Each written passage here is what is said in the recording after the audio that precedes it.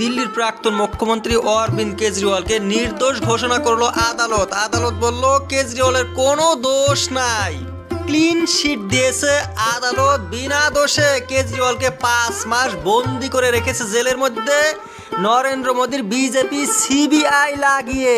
দুর্নীতিগ্রস্ত বলে দুর্নীতির মামলা করে করে মোদীর বিজেপি কি করলো, জেলে রাখলো সেই সময় অরবিন্দ কেজরিওয়ালকে, যখন ইলেকশন চলে ইলেকশনের সময় বন্দি করে রেখে ইলেকশনে জিতে গিয়েছে মোদীর বিজেপি, দিল্লিতে সরকার গঠন করেছে। খালি বিরোধী নেতারাই হয়েছে দুর্নীতিগ্রস্ত। যত কেস বিরোধী নেতাদের বিরুদ্ধে কোনো বিজেপির লোক কোনোদিন অ্যারেস্ট হয়েছে?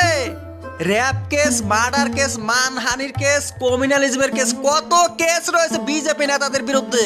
বিজেপির কাউকে কোনোদিন কেন অ্যারেস্ট করলো না? কংগ্রেস, টিএমসি, আম আদমির সবাই খারাপ, আর নিজের দলের বিজেপির যারা যারা রয়েছে সবাই ভালো, একদম পরিষ্কার। কিভাবে বিজেপির লোকদের কি ভাষা, মুখের কেমন চেহারা, তারপরেও এরা একদম নিরীহ। বিজেপির মধ্যে একটা খারাপ লোক নাই।